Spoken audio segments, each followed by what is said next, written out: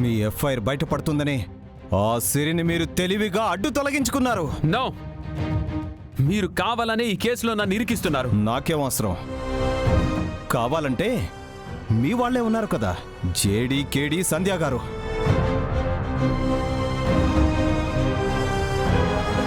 మీ వాళ్ళని నేను చేసిన ఎఫ్ఐఆర్ చదవమను.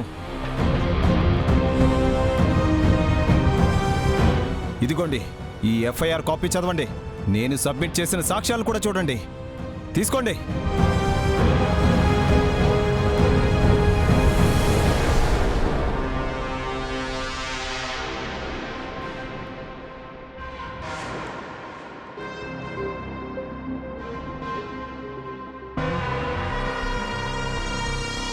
ఆ రేప్ కేసుని ఫర్దర్గా ఇన్వెస్టిగేషన్ కూడా నన్నే చేయమని పైనుంచి ఆర్డర్స్ వచ్చాయి. అదేంటి?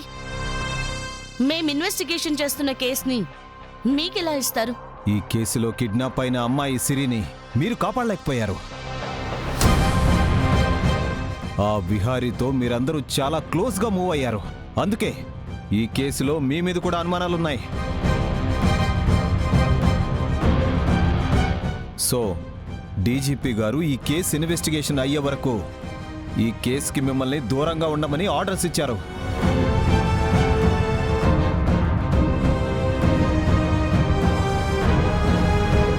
ఇవిగోండి.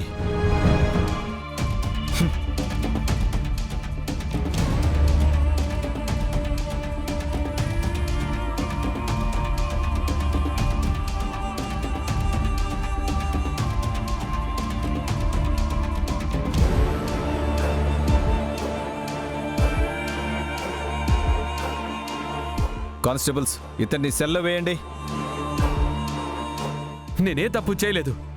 నన్ను అన్యాయంగా అరెస్ట్ చేస్తున్నారు.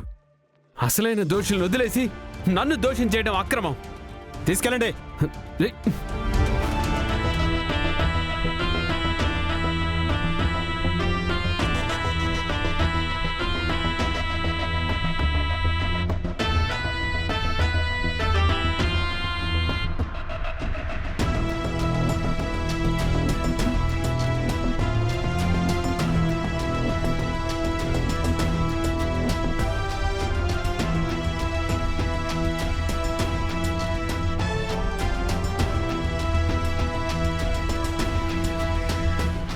మనం టేకప్ చేసిన కేసేది ఇలా మధ్యలో వదలలేదు. ఈ కేసుని కూడా మనం వదలట్లేదు.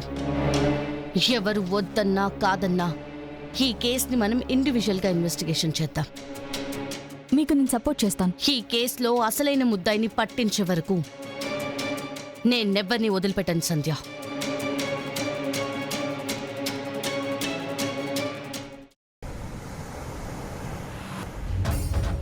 సారు, అంతా మీరు చెప్పినట్టే చేశాను. వెరీ గుడ్ శకుంతల గారు. ఆ సిరి విషయంలో విహారీయే అంతా చేసినట్టుగా మొత్తం క్రియేట్ చేశాం. చూశాను, మీరు మీ వాళ్ళు చాలా ఎఫిషియన్స్గా పనిచేశారు. సారు, తర్వాత ఏడ్ చెయ్యాలి? మీరేటన్నా అనుకుంటున్నారా? శకుంతల గారు, ఇప్పటి నుంచి మీరు మీ మనుషులందరూ చాలా జాగ్రత్తగా ఉండాలి.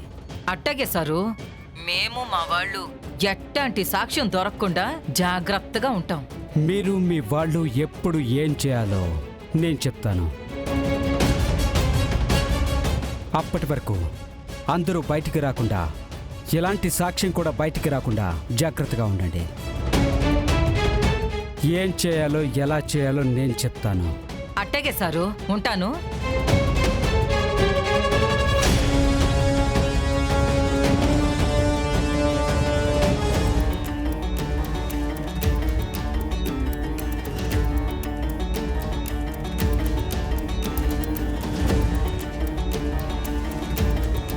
సుభాష్, ఈ సిరి కేసులో విహారీని ఎలాగైనా ఇరికించాలి. సిరి కేసులో విహారీని ఇరికించిన తర్వాత నిజం బయటపడితే మనం దొరికిపోతాం కదా అంబిక. మనం దొరకకుండా ఉండాలంటే ఇప్పటి నుంచి ఈ కేసులో మనం ఆ వడ్డీ శకుంతల్ని వాడుకుందాం. ఓ, ఆ వడ్డీల శకుంతలకి ఆ సిరికి పడదని బయట కూడా అనుకుంటున్నారు. ఈ కేసులో శకుంతల్ని యూజ్ చేసుకుంటే బిహారీని అరెస్ట్ చేస్తారు, విచారిస్తారు. సాక్ష్యాలన్నీ మనం శకుంతల త్రూ విహారీనే చేశాడన్నట్టు రెడీ చేస్తే విహారీకి ఈ కేసులో ఖచ్చితంగా శిక్ష పడుతుంది. ఒకవేళ విహారీకి శిక్ష పడకుండా విహారీ ఏ తప్పు చేయలేదని బయటపడినా మన చేతికి మట్టి అంటుకోదు. అంతే కదా నీ ప్లాన్? అవును, ఎగ్జాక్ట్లీ నా ప్లాన్ ఇదే. అయితే ఈ కేసులో విహారీ అరెస్ట్ అవుతాడు, శిక్ష పడుతుంది. లేకపోతే ఈ కేసు, ఈ శిక్షలు అన్నీ ఆ శకుంతల మెడకి చుట్టుకుంటాయి. అంబిక, అంతా మనం ప్లాన్ చేసినట్లే జరుగుతుంది. అలా జరిగితేనే విహారీ దోషిగా ప్రూవ్ అయ్యి జైలు శిక్ష అనుభవిస్తూ జైల్లోనే ఉంటాడు.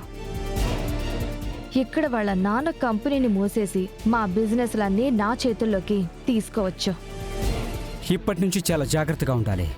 ఎందుకంటే ఈ కేసులో జేడీకేడీలు కూడా ఉన్నారు. ఎందుకంటే ఈ కేసుని ఆ జేడీకేడీలు వదలరు. వాళ్ళు చేసేది వాళ్ళని చేసుకోనివ్వు, మనం చేసేది మనం చేద్దాం. దొరికినా చచ్చినా ఆ శకుంతలే కదా, మనమైతే సేఫ్ జోన్లోనే ఉన్నాం.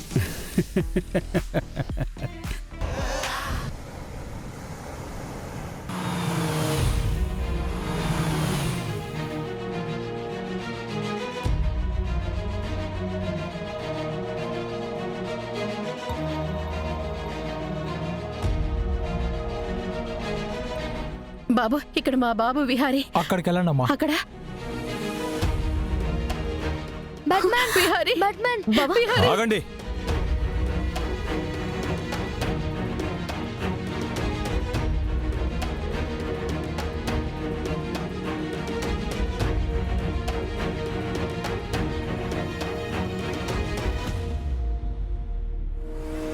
ఏంటి మీ అత్తగారింటికి వచ్చినట్టు మీ ఇష్టం వచ్చినట్టు లోపలికొచ్చేస్తున్నారు?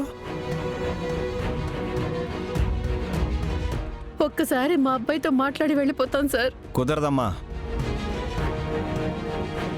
ఈ పోలీస్ స్టేషన్ ఏమీ మ్యూజియం కాదు. మీ ఇష్టం వచ్చినట్టు లోపలికొచ్చేసి చూసి మాట్లాడి వెళ్ళడానికి.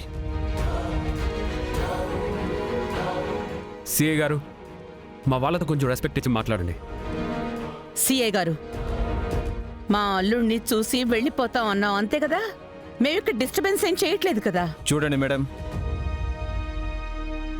పోలీస్ స్టేషన్ లోపల వరకు రావచ్చు, కానీ సెల్లో పెట్టిన ఖైదీని చూడాలి, మాట్లాడాలి అంటే పర్మిషన్ కావాలి. పర్మిషనా? చెప్పండి, ఆ పర్మిషన్ ఎక్కడ తీసుకురావాలి? డీజీకి కాల్ చేయాలా, ఎస్పీకి కాల్ చేయాలా? నా దగ్గరే తీసుకోవాలి. నేనే పర్మిషన్ ఇవ్వాలి. ప్లీజ్ సార్, రిక్వెస్టింగ్ అడుగుతున్నాం, నా కొడుకుతో మాట్లాడినివ్వండి. ఇప్పుడు నేను పర్మిషన్ ఇవ్వను. మీరు ఎవ్వరికి కాల్ చేసినా అవ్వదు.